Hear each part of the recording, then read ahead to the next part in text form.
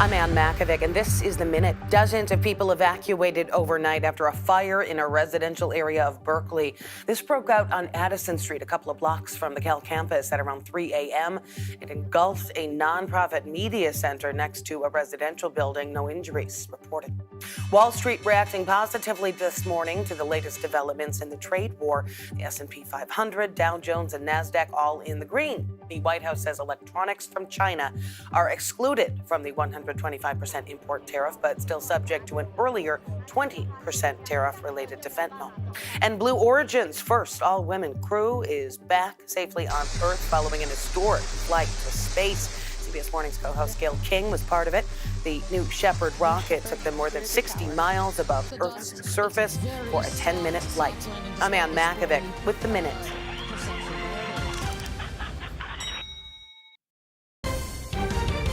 You're streaming CBS News Bay Area. It is a fierce fight to lead the town. One day before Oakland picks a new mayor, we're taking a look at some of the candidates as they make their final push. Top priorities, of course, are public safety, housing, affordability, our unsheltered population. Now is our moment to reclaim our city. Plus, he served more than 2 decades in San Quentin and earned a nomination for the Pulitzer Prize. Now he's helping other people turn their lives around. I had more opportunities in San Quentin, ironically, than I had growing up in Brownsville, Brooklyn. And some are trading in coffee shops for a car dealership. We'll meet some of the people who are part of a growing remote work trend in San Francisco. Rather than just have some plain boring showroom, this is a place where you can interact and engage.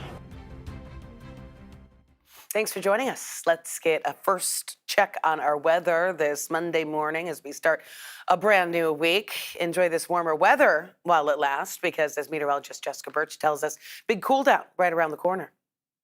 It's another warm day for us here in the Bay Area with daytime highs today, topping off in the 70s in San Francisco, 60s along the coast in Half Moon Bay and Pacifica, with the 80s widespread throughout all of our inland areas. It is a beautiful day to get out there and get some fresh air. Very similar to yesterday's forecast too, with mid-80s in the forecast for us today near San Jose and plenty of sunshine. Gosh, there's no reason why you can't get out there and get some fresh air, at least for a little bit this afternoon. Now, we're going to take a look at the winds real quick. I want to show you. We kicked off this morning with light conditions widespread throughout the Bay Area, but it's places like San Francisco that are going to see a little bit gustier conditions heading into this afternoon and all the way into the evening hours tonight by about 20-mile-per-hour wind gust at max. Now, let's take a quick look at the next couple days, because for the most part, yeah, we have a beautiful warm forecast today, but we do cool down tomorrow significantly. Let's take our inland areas, for example. We're jumping from the 80s today to the 60s by tomorrow. Still dry, though, and that's going to be the case as we wrap up this week and head into this weekend. Dry skies each day. Temperatures are just going to cool down a little bit more, at least for the midweek forecast for Tuesday till Thursday. Notice in our inland spots by this weekend, we are right back up into the 70s, and that's going to be the case heading into early next week, too. Now let's head over into the Bay. Areas like San Francisco, Daly City, or across the Bay Bridge over into Berkeley and Oakland. We're also experiencing 70s today. A great day to get out there and get some fresh air. By tomorrow, still the same trend, just a little bit cooler. So keep that in mind for those outdoor activities, whether you're cycling, getting some walking in around the neighborhood, or just getting your kids to school or heading off to work. It's going to be a lot cooler for us tomorrow, and we're going to hold on tight to the 60s heading into this weekend for our friends along the Bay. We are just one day away from the special election to choose Oakland's new mayor. The frontrunners are former Congresswoman Barbara Lee and former City Councilman Lauren Taylor. Our Suji Nam caught up with both of them as they make their final push to voters.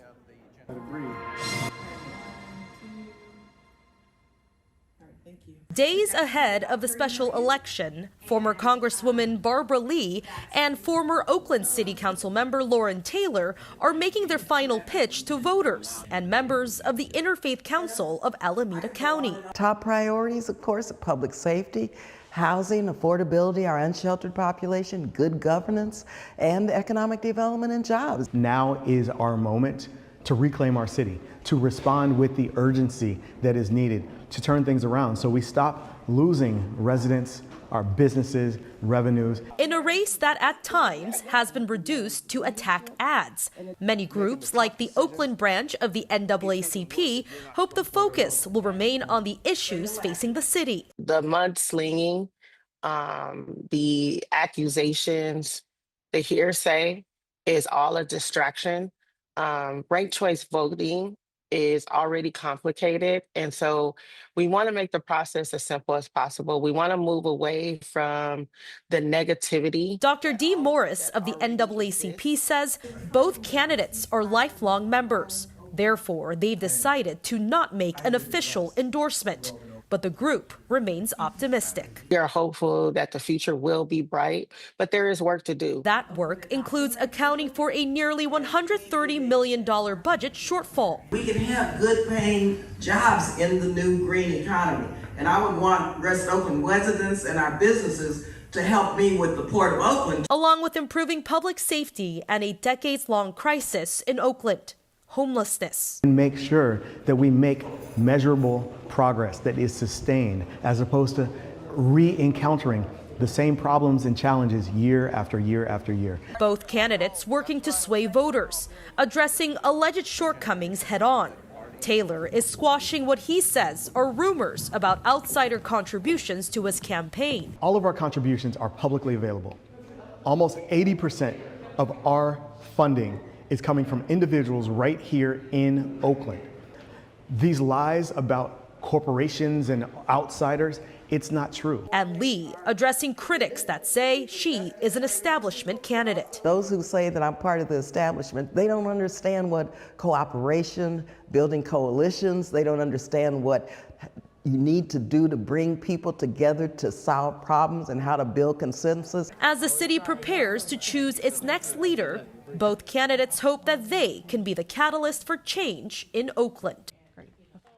Well, whoever wins will replace former Mayor Sheng Tao. Voters recalled her late last year, and since then, interim Mayor Kevin Jenkins has cleaned house, firing most of Tao's staffers. Jenkins says that will allow the next mayor to choose their own staff. Early voting has been off to a bit of a slow start. The registrar's office says it mailed about 250,000 ballots, and only about 45,000 have been returned so far. That is just 18%. The mayor's race isn't the only one on the ballot tomorrow. Oakland voters will also get to choose a new city council member for District 2, which includes the Chinatown, Eastlake, and San Antonio neighborhoods. In San Jose, just one vote is separating the second and third place candidates in the race to replace former Councilman Omar Torres. Right now, Gabby Chavez Lopez leading the field of candidates. Matthew Quevedo has 1,999 votes, and Anthony Tordillos has 1,998 votes. Yeah. So the second place finisher will advance to the runoff election in June. The county registrar's office says it's still trying to sort out 36 unprocessed votes.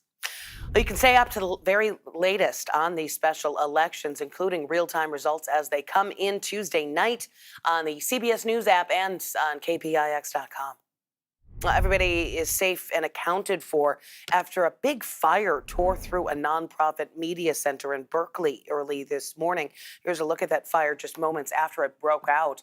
Flames engulfed the building around 3 a.m. and forced dozens of people to get up and evacuate. This was on Addison Street near Martin Luther King Jr. Way at a couple of blocks from the UC Berkeley campus. Our Veronica Macias was there this morning. Thankfully, the good news, no injuries here. And right now, fire crews, they're picking up and they're still checking this building. It's a media center, but I'm told the call for this fire, it came in at about 3 a.m. And this building, it was fully engulfed here on Addison. Thankfully, again, nobody was inside, but you can see out here live just how serious it was, because you can see all the smoke damage to the adjacent building. And that's where you have the families and, of course, a lot of UC Berkeley students. So that was the fire department's primary concern. Take a listen. We had 20, 30-foot flames that were impinging on the exposures on either side of the building. We did an emergency evacuation of the apartment complexes. We got everybody out, which was our primary concern. And then we did an aggressive exterior attack on the building itself. There was a heavy fire load inside, so it took almost 2 hours for us to actually get a handle on extinguishing the fire. So So again, good news here is that no injuries to report this morning from this building fire. And as far as what the building itself is, it's a nonprofit called the Media Center. You could see that, well, no longer will be providing services. On their website, it says they provide services, media services, that is to youth, by producers who have won Emmys, Peabodys, and also they had a training or a teen training program that was scheduled for July. So it seems like some teens in the area will have to find new plans for the summer. No word yet on exactly what caused that fire. Still ahead here on CBS News Bay Area, there is a unique program helping inmates better express and empower themselves through art. I'll meet one former inmate helping other people turn their lives around. We have a world where there's more obstacles than opportunities. And then when people fall victim to the obstacles, we blame them. We need to turn that around.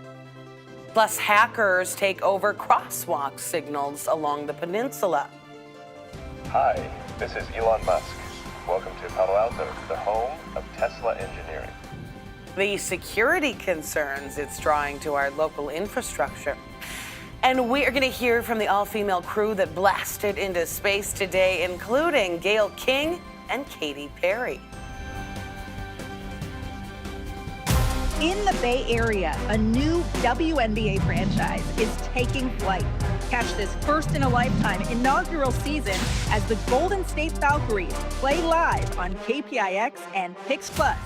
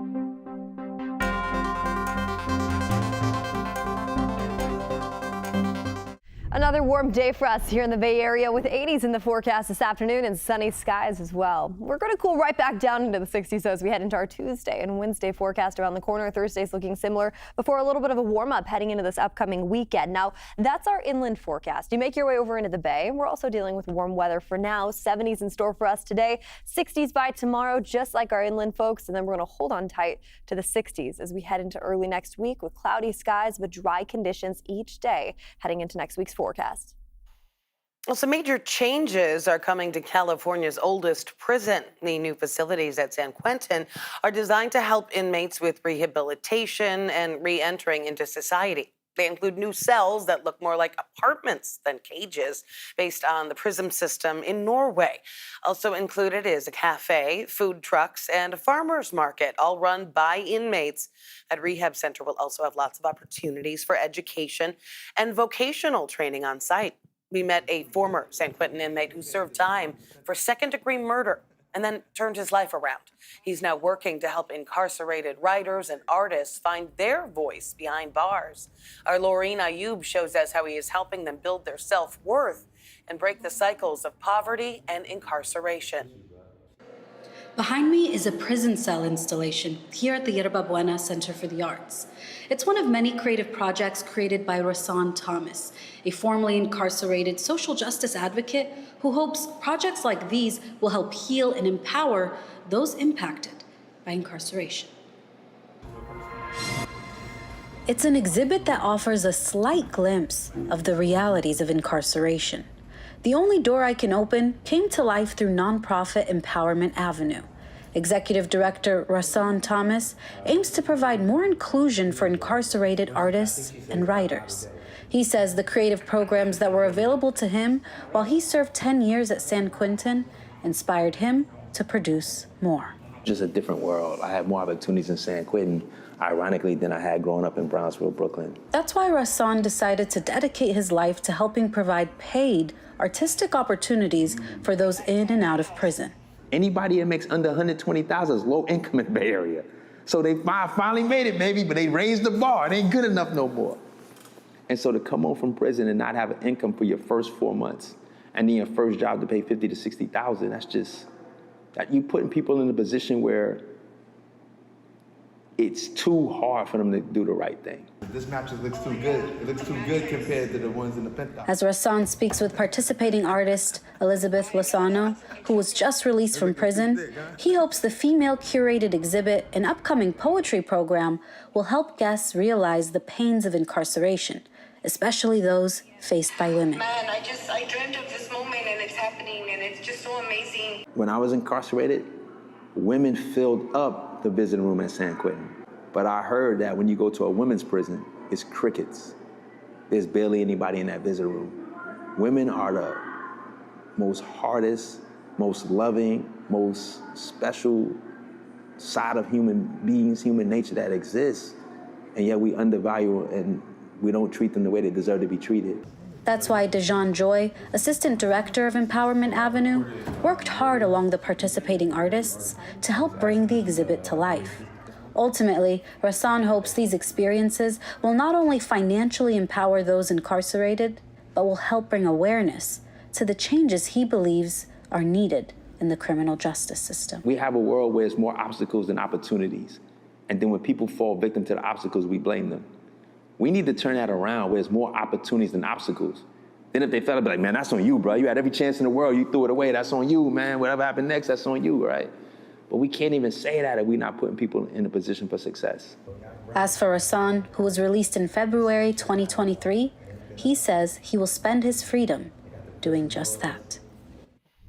A new crackdown in the Tenderloin in San Francisco. The city is fighting to shut down businesses accused of operating as illegal casinos and selling drugs.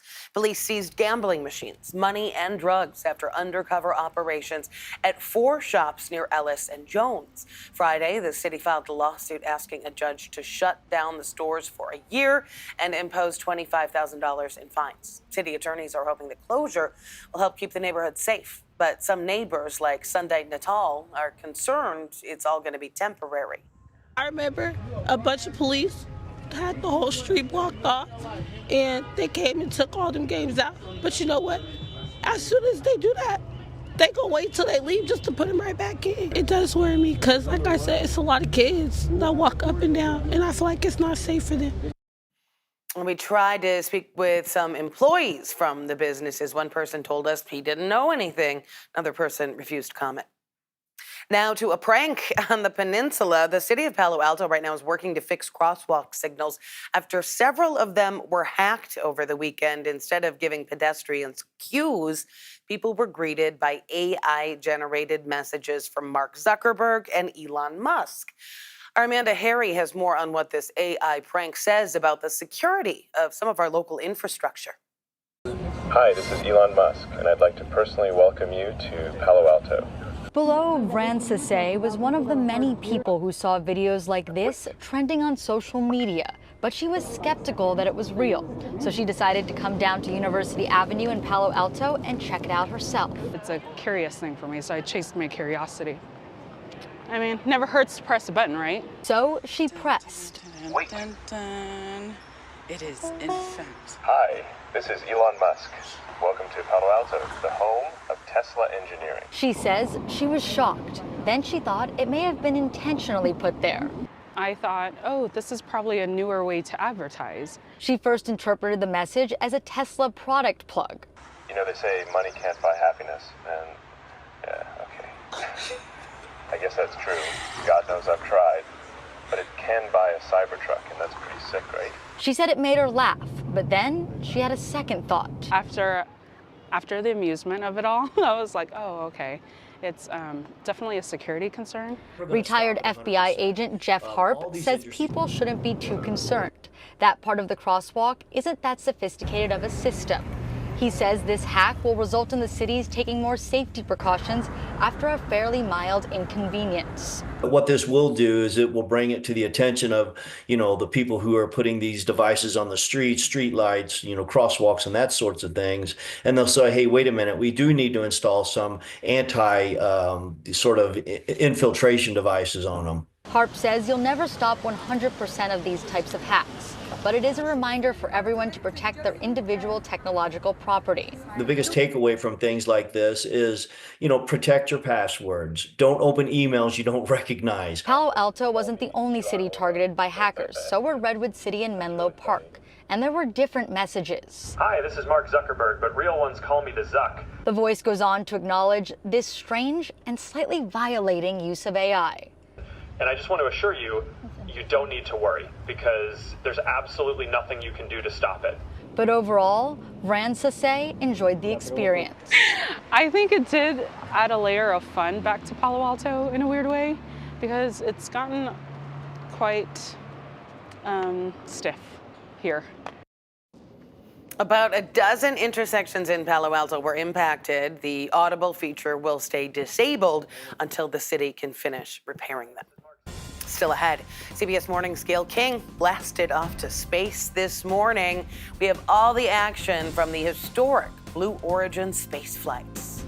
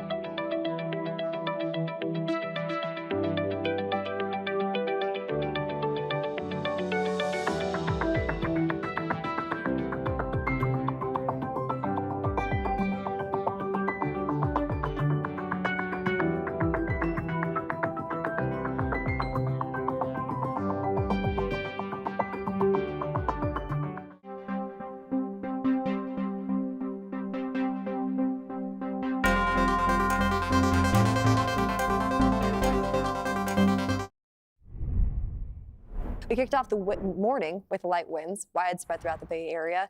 A great way to kick off this work week in general. No issues out there on the roads. Mild conditions to just get going for this beautiful day. And then once we head into this afternoon at max, we're going to see a wind gust of about 20, 25 miles per hour just along the shoreline in areas like San Francisco or all the way up into Bodega Bay. Other than that, though, the big weather story for us actually has to do with a cool down. I know I've been putting so much emphasis on this warm weather that we have, and it's true. I mean, yesterday was gorgeous. Today is a repeat of that.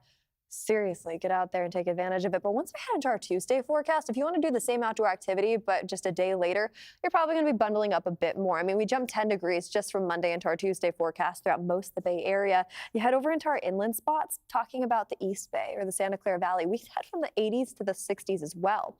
And we're going to hold on tight to the 60s for at least a 3-day stretch before we get another little warm up heading into this weekend's forecast. But each day is going to be cloudy. It's that stereotypical, normal Bay Area forecast that we get during the spring and summer where those clouds start rolling in and we hold on tight to 60s. So that's around the corner today, though. Great day to get out there.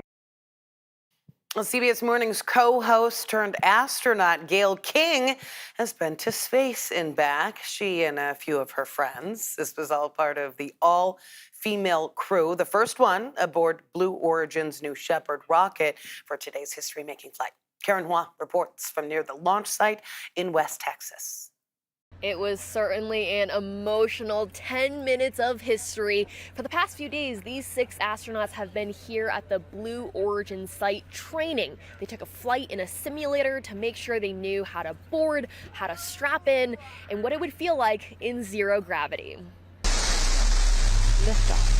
Under a partly sunny Texas sky, the first all-female crew aboard Blue Origin's New Shepard rocket blasted into space today. Those ladies right now are having an incredible view. It was the journey of a lifetime for this lucky half dozen, including CBS Morning's co-host Gayle King and singer Katy Perry. Journalist and pilot Lauren Sanchez organized the group after pitching the all-women flight to fiancé and Amazon and Blue Origin founder Jeff Bezos. I can't wait to hear how it's changed you. Gayle's emotions were written on her face as she rang the bell heading into the capsule. A self-admitted nervous flyer, Gayle took some items on board: her grandson's toy, a wooden cross, and a token from a stranger she once met at an airport. I have never been more proud of my friend than today. This is overcoming a wall of fear. Look at the moon! Look! Oh my God! We could hear their voices as they reached zero gravity. They are floating, they are weightless. The group let out a collective squeal during a portion of freefall. Parachutes. Once the parachutes deployed, the capsule drifted down toward the Texas desert. The crew also included a film producer, a former NASA engineer, and a scientist who advocates for survivors of sexual violence like herself. That's Amanda Wynn, who made this flight a healing experience with a very personal zero-gravity indicator. I ended up bringing it and floating it, and it's the hospital van from the day. Gayle kissed the earth when she returned. I stepped out of my comfort zone in a way that I never thought was possible for me. And now that I've done it, I really do feel I can take on anything. Turning a moment in space into an everlasting experience. A lot of happy tears today, and definitely an inspirational moment, especially for women and young girls watching who might want to go into STEM or even rocket science. And this was only the second ever all-female crew in the history of spaceflight. The first was a solo trip by a female cosmonaut back in 1963. Coming up in our next half hour here on CBS News Bay Area, the race for mayor is not the only thing on the ballot in Oakland tomorrow. Voters are also deciding if they want to foot the bill for the city's budget deficit. No one likes to pay more in sales taxes, but the alternative is pretty bleak. The proposal that could impact your wallet, plus a rowdy bar turned into a kids' play zone. A look at the transformation in one North Bay downtown.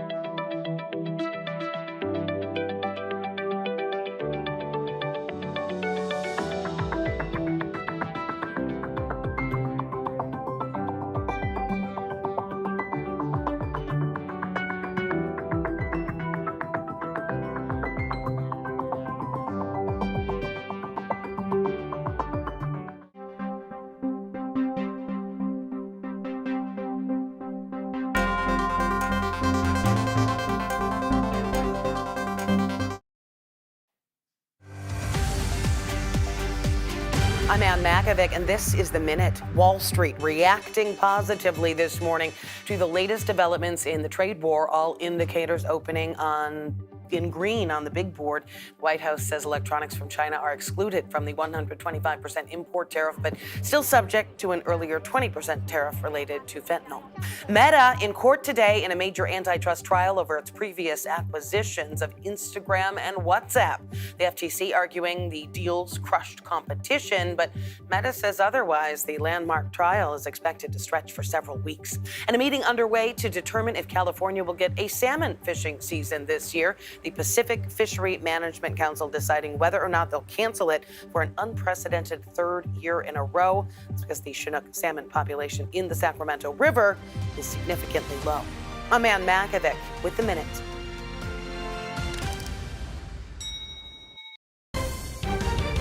You're streaming CBS News Bay Area. It's another warm day for us here in the Bay Area with daytime highs today, topping off in the 70s in San Francisco, 60s along the coast in Half Moon Bay and Pacifica, with the 80s widespread throughout all of our inland areas. It is a beautiful day to get out there and get some fresh air. Very similar to yesterday's forecast, too, with mid-80s in the forecast for us today near San Jose and plenty of sunshine. Gosh, there's no reason why you can't get out there and get some fresh air, at least for a little bit this afternoon.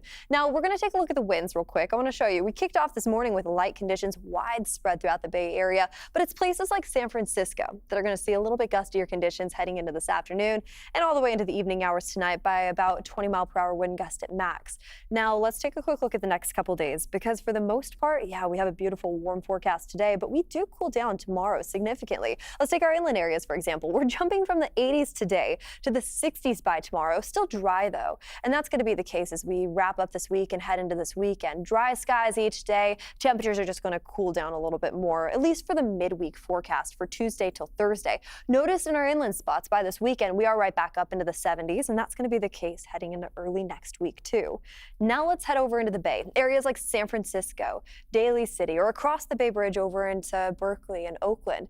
We're also experiencing 70s today. A great day to get out there and get some fresh air. By tomorrow, still the same trend, just a little bit cooler. So keep that in mind for those outdoor activities, whether you're cycling, getting some walking in around the neighborhood, or just getting your kids to school or heading off to work. It's going to be a lot cooler for us tomorrow, and we're going to hold on tight to the 60s heading into this weekend for our friends along the Bay. In the special election in Oakland, voters have a big decision to make in the mayor's race, but there is another issue on the ballot that could hit a lot of people's wallets. Measure A is a half-cent sales tax that would increase the sales tax in the city to the highest in the state. City leaders say they need that money to fill a large budget gap we've been reporting on, but some voters tell our Doll In it's not that simple. Nobody likes to pay more, but some Oakland voters feel like they have no choice but to tax themselves if they want a functioning city. Live music, sunny weather, and good vibes outside Open Mind Music on this National Record Store Day. We have 20 people in the store right now. It's great. But store owner Henry Wimmer fears a higher sales tax could have his cash register singing the blues. I think that can have some weight, and that can mean that maybe a customer doesn't come back as frequently, or maybe they don't buy as much or as often. On Tuesday, voters will decide whether to increase the city's sales tax from 10.25 to 10.75%. Oakland officials say the measure would generate $30 million annually for the general fund. The city was facing a $129 million budget deficit this fiscal year. I voted yes because I think that we need more money to pay for valuable services here in town. Longtime Oakland resident Al Flores says it took him nearly 40 minutes to reach a 911 dispatcher to report a burglary in progress. He fears even longer wait times if the city makes more public safety cuts. I feel like we need to do it. I feel like no one likes to do it. No one likes to pay more in sales taxes, but the alternative is pretty bleak. But other residents argue that Oaklanders already pay some of the highest taxes in the region, yet still lack basic services. They want the city to better manage the money it already has. I'm gonna vote no. I believe the sales tax is way too high as it is. Sarah Marth worries the increase would hurt low-income families and drive shoppers to make big purchases elsewhere. When I want to buy a car or a larger purchase, I would avoid having it in this higher tax climate. Henry says thriving small businesses benefit the city's bottom line. He understands the need for balance and says he's ready to adjust based on what voters decide. We need more success, and hopefully the arrow points up. Through these difficult times, hopefully we can all come together. If passed, Measure A would increase the sales tax for 10 years. Now, 10.75% would make it the highest in the state, matching nearby cities like San Leandro, Hayward, and Alameda, which are already at that rate. Well, tensions heating up in Berkeley as neighbors are really split over a bold new plan that is meant to try to prevent wildfires. Berkeley City Council wants to ban plants within 5 feet of homes that are in high-risk areas, from Tilden Park to Panoramic Hill. The idea is to create an ember-resistant zone so falling embers hit stone, not shrubs. Some say it's too extreme, while others say it is common sense in a fire-prone zone.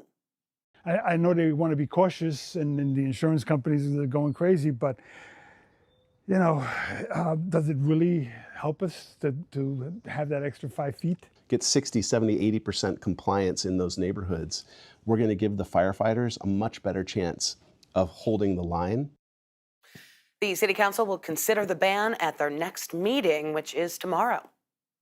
The new park called Sunset Dunes is now officially open along the ocean in San Francisco's Sunset District. It is located on what used to be the Great Highway. Back in November, voters approved a measure to permanently close 2 miles of the highway to traffic. And this weekend, it's the grand opening. But some neighbors came out still angry about the decision. The park people basically put out a statement saying, I know everybody's had their differences about this, but now you have to come together and celebrate this with us. I'm not in the mood to celebrate this. A small car caravan drove through the streets in protest, promoting a recall effort against area supervisor Joel Engardia. Neighbors have also filed a lawsuit over the way that Measure K was put on the ballot. A court hearing in that is scheduled for June 3rd. 2 mothers are working to change the reputation of an infamous bar in downtown Petaluma. As our John Ramos shows us, they are teaming up to invent a new kind of coffee shop that is much more family-friendly.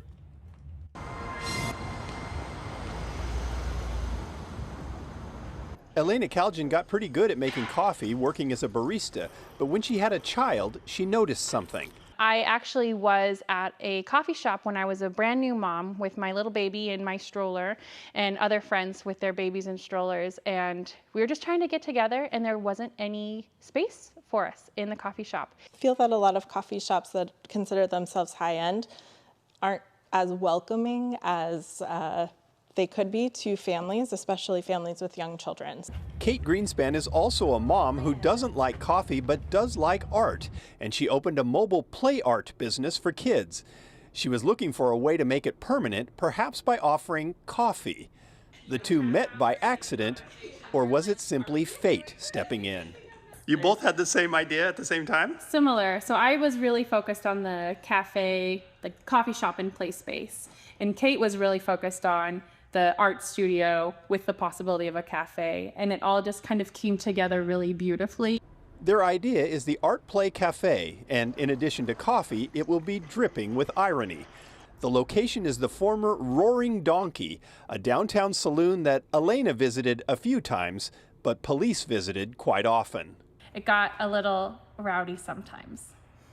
It sounds like it got a little dangerous at times. It did not. I mean, I wasn't there for that, but yeah, I was known for that a bit. A fight last year was the last straw. The city shut the bar down by revoking its liquor license. Now the two partners are in the process of reopening it as a kid-friendly cafe. Food and coffee drinks will be served at the bar, with a play area in front and the art studio and birthday party area set back in the bar's old karaoke room. A lot of the community feedback has been so positive, and people are saying that, oh, I used to dance on tables and now I'll bring my kid in, and it's just kind of a funny, like, full circle moment. But one thing still bothers Kate and Elena, the sign over the door saying no one under 21 allowed. Absolutely. We're gonna, everyone under 21 is going to be allowed now. Yeah. So with scraper in hand, they began removing the sign, ending the reign of the Roaring Donkey, and starting a new story about a place where kids are very much allowed.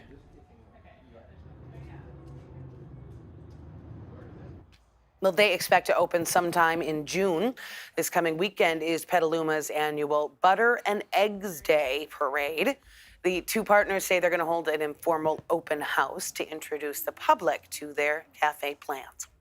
Breaking news from Southern California, the USGS reporting a magnitude 5.2 earthquake in San Diego County hit about a half an hour ago south of Julian, and there have been at least 7 aftershocks. It was felt as far away as Orange County and Temecula. Again, 5.2 earthquake, San Diego County. We're going to be monitoring this and bringing any new information as it comes in. Coming up next, no golf course, no problem. Now, a Bay Area startup is bringing the game of golf to the masses without the need for all that space.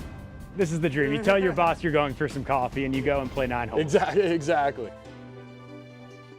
In the Bay Area, a new WNBA franchise is taking flight.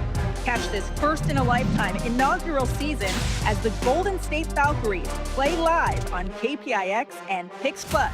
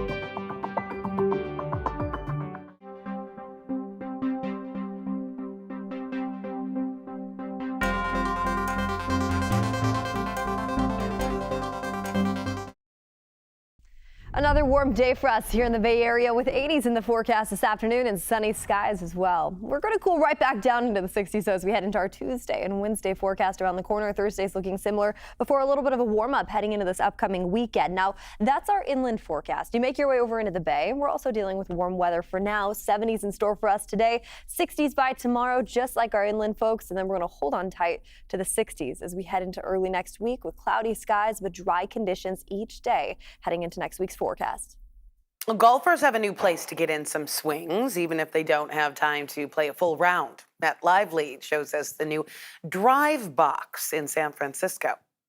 Usually, if you wanted to play golf during the workday, you had to call out sick. But thanks to mobile golf simulators like Drivebox, you can just walk outside of the office on your lunch break and take a lesson.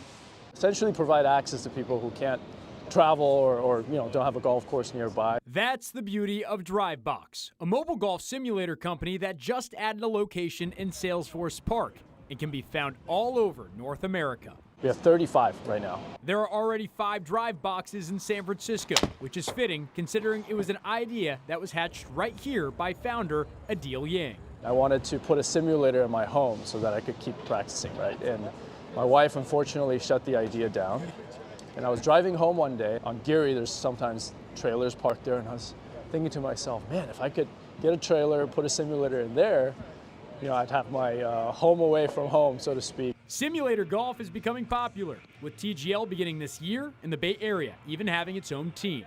My golf game is as rusty as ever, so I hopped in the simulator. Think extending out and Extending around your body, too. Okay. Okay. Oh, no. I lost the ball. We'll skip that one. Where'd it go? I don't even know if that's possible. I've literally lost the ball on the right-hand side of the simulator. Is that because my weight's too forward already at that point? Yeah. See how you're like weights? You're I'm almost like lunging. Exactly. This is the dream. You tell your boss you're going for some coffee and you go and play 9 holes. Exactly. Good enough for bogey golf? Well, you be the judge. But Drivebox is changing the game for golfers everywhere. Golf is having a moment. There's transformation both in like technology, the way people play. Thanks to Topgolf too, we got this whole wave of people coming into the game. The Warriors missed out on a chance to clinch a spot in the playoffs after losing to the Clippers yesterday, but it's not over. Warriors are going to host the Memphis Grizzlies tomorrow night at Chase Center for the play-in tournament. The 7th seed and a spot in the Western Conference playoffs are on the line. The loser will battle for the final playoff berth on Friday. The Golden State Valkyries are gearing up for their first ever pick in the WNBA draft today. The league's newest team is going to have the 5th overall pick. They'll also select a 17th and 30th. The Valkyries hosting a watch party at Thrive City outside Chase Center this afternoon. And don't forget, CBS News Bay Area is the home of the Valkyries' inaugural season. More than 30 games are going to air on KPIX and on Pix Plus. Coming up, the backseat of a brand new SUV could become your office for a day. Makes me feel creative and helps me kind of get out of my funk at home.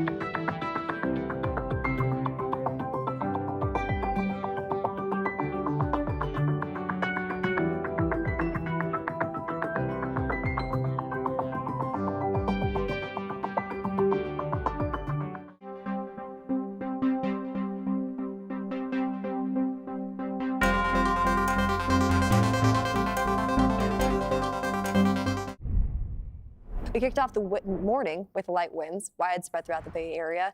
A great way to kick off this work week in general. No issues out there on the roads.